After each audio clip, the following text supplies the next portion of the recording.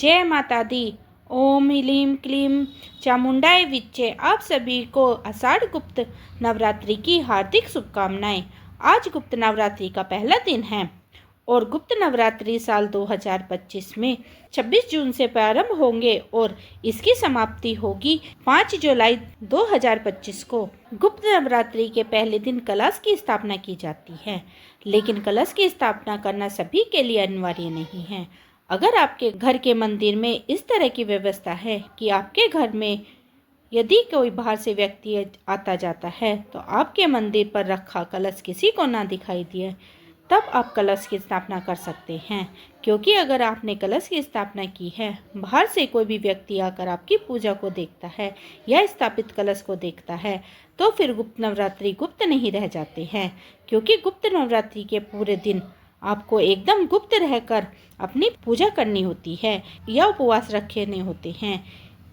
इन दिनों की गई पूजा या उपवास को किसी को भी पता नहीं चलना चाहिए, तब यह व्रत सफल होते हैं। गुप्त नवरात्रि के पहले दिन माँ भगवती के 9 स्वरूपों में सबसे पहले स्वरूप माता शैलपुत्री की पूजा के साथ साथ 10 महाविद्याओं में से एक माँ काली की पूजा की जाती है।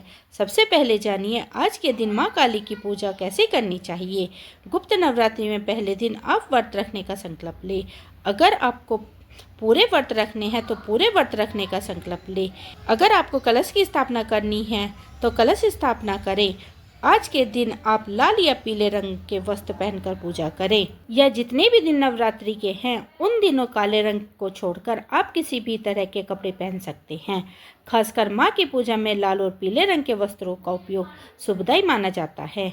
अपने घर के मंदिर में गंगा जल छिड़के और घर के हर कोने में गंगा जल छिड़के, फिर कलश में गंगा जल, लौंग, सुपारी, इलायची, हल्दी, चंदन, अक्षत, मूली, रोली और पुष्प डालकर साथ ही आम के 21 पत्तों के कलश को सजाएं।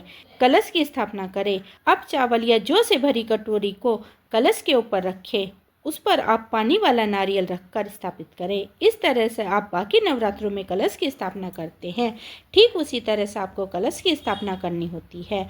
अब चौकी पर एक लाल वस्त्र बिछाकर उस पर आपको आज के दिन माँ दुर्गा की प्रतिमा की स्थापना करनी चाहिए। अगर माँ काली की प्रतिमा या तस्वीर आपके घर में है तो आप उसकी भी स्थापना कर सकते हैं। साथ में भगवान शिव की पूजा करें।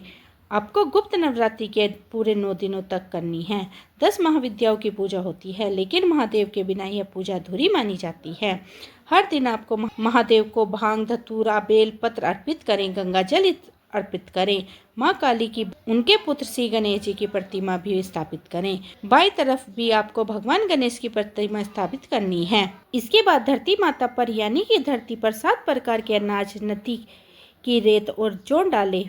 फिर आप उसके ऊपर कलश की स्थापना कर सकते हैं और अखंड ज्योत अगर आप चलाना चाहते हैं। हालांकि अखंड ज्योत चलाना अनिवार्य नहीं है। मैंने आपको फिर बताया, अगर आपके घर के मंदिर में इस तरह की व्यवस्था है कि कोई भी बाहर से आने वाला व्यक्ति आपके घर के मंदिर में ना जाए, तो आप अखंड ज्योत भी चला सकते हैं। नहीं तो नॉर्मल जो दीपक हम सुबह और शाम जलाते हैं उसे ही चलाइए, घर का दीपक जलाइए। धूप दीप जलाकर फिर माँ काली की पूजा करें। ओम ह्लीं श्रीं क्लीं चामुंडाय विच्चे इस मंत्र का जाप करें। गुप्त नवरात्रि के पहले दिन माँ कालरात्रि की कथा सुने और माँ शैलपुत्री की पूजा भी करें और मौन रहकर आप माँ का ध्यान करें। माँ को श्रृंगार का सामान अर्पित करें, लाल चुनरी अर्पित करें, चूड़ी, बिंदी, मेहंदी अर्पित करें। इसके बाद आपको आसन पर ही बैठकर ये सारी पूजा करनी है। अगर आप धरती पर बैठकर पूजा करते हैं, पर धरती का मतलब बिना आसन के अंदर पूजा करते हैं, तो कहते हैं पूजा करने का सारा फल देवराज इन खुद ले जाते हैं। ऐसे में हम अपने जिस भी आराध्य देवी देवताओं को प्रसन्न करने के लिए पूजा करते हैं, उन तक हमारी कामना नहीं पहुंच पाती है। इसलिए कुशा के आसन पर बैठकर या उन्हें आसन पर बैठाकर अपनी पूजा करनी चाहिए। श्री दुर्गा सप्तशती का पाठ करें और फिर वह ह्लीं ह्लीं क्लीं चामुंडाय विच्चे इस मंत्र का आप विधिवत सुबह शाम नियमित रूप से 11, 21, 51 की संख्या में जाप करें। अगर समय है और आपकी सामर्थ्य है तो 108 बार भी जाप कर सकते हैं। आपकी मनोकामना जरूर पूर्ण होगी। 10 महाविद्याओं में माँ काली प्रथम रूप है। माँ काली का स्वरूप स्थिर, विकराल, अभ्यंकारी और मंगलकारी है। माँ काली का यह स्वरूप असुरों का नाश कराने वाला है। अगर कोई भी व्यक्ति गुप्त नवरात्रि के दिनों में माँ काली की पूजा करता है तो उसके ऊपर से जो भी बुरी शक्तियों का प्रभाव होता है या अगर किसी ने जादू टोटका आदि किया होता है तो उससे असर नहीं होता, वह समाप्त हो जाता है। माँ काली की पूजा करने वाले व्यक्ति रूप यश की प्राप्ति होती है, सांसारिक बाधा दूर हो जाती हैं। माँ काली ने क्योंकि चंडमुंड का संहार किया था इसलिए इन्हें चामुंडा के नाम से भी जाना जाता है। माँ काली अपने गले में मुंड माला धारण करती हैं। इनके हाथ में खड़ग, दूसरे हाथ में त्रिशूल और तीसरे हाथ में कटे हुए सिर होते हैं। माँ दुर्गा ने रक्त बीज नाम के असुर का वध करने के लिए माँ काली का अवतार धारण किया था। 10 महाविद्याओं में माँ काली प्रथम महाविद्या है। जो लोग तंत्र शक्ति प्राप्त करना चाहते हो उन्हें गुप्त नवरात्रि के पहले दिन विशेष रूप से माँ काली की पूजा करनी चाहिए। इसके साथ ही माँ काली अपने भक्तों की सारी मनोकामनाएं पूर्ण करती हैं। पौराणिक कथा के अनुसार एक बार दारुक नाम के राक्षस ने ब्रह्मा जी को प्रसन्न करने के लिए वरदान प्राप्त किया और देवता तथा ब्राह्मणों को पीड़ित करना प्रारंभ कर दिया और स्वर्गलोक पर भी अधिकार कर लिया। इसके बाद सभी देवता भगवान विष्णु और ब्रह्मा जी के पास गए। ब्रह्मा जी ने सभी देवताओं को बताया कि इस दुष्ट का संहार केवल एक स्त्री ही कर सकती है। इसके बाद सभी देवता भगवान शिव के पास गए और उन्होंने भगवान शिव से अपनी समस्या बतलाई। इसके बाद भगवान शिव ने देवी पार्वती की ओर देखा। देवी पार्वती भगवान शिव की बात पर मुस्कुराई और अपना एक अंश भगवान शिव में प्रवाहित कर दिया। इसके बाद भगवान शिव के कंठ से विश्व उस अंश से आकार धारण किया और फिर भगवान शिव ने अपना तीसरा नेत्र खोल दिया। उसके इस नेत्र से विकराल रूप वाली महाकाली उत्पन्न हुई। माँ काली के ललाट पर तीसरा नेत्र और चंद्रशेखर थी। माँ काली के भयानक और विकराल रूप को देखकर देवता और सिद्ध भय के मारे भागने लगे। इसके बाद माँ काली का दारू और उसकी सेना के साथ भयंकर युद्ध हुआ था और माँ काली ने सभी का संहार कर दिया। लेकिन इतना सब करने के बाद भी माँ काली का क्रोध शांत नहीं हुआ था और माँ काली के सूत्र से संसार भी जलने लगा। माँ काली के सामने जो भी आता मांस को भक्षण करने लगती। इसके बाद माँ काली का विरोध को शांत करने के लिए भगवान शिव ने एक बालक का रूप धारण किया और शमशान में लेटकर रोने लगे।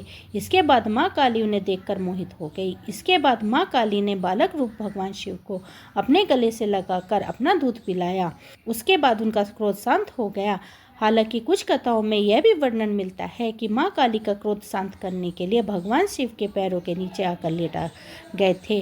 अब माँ काली का पैर भगवान शिव के ऊपर पड़ा तब उनका मुंह आश्चर्य से खुल गया और इसके बाद उनका क्रोध शांत हो गया।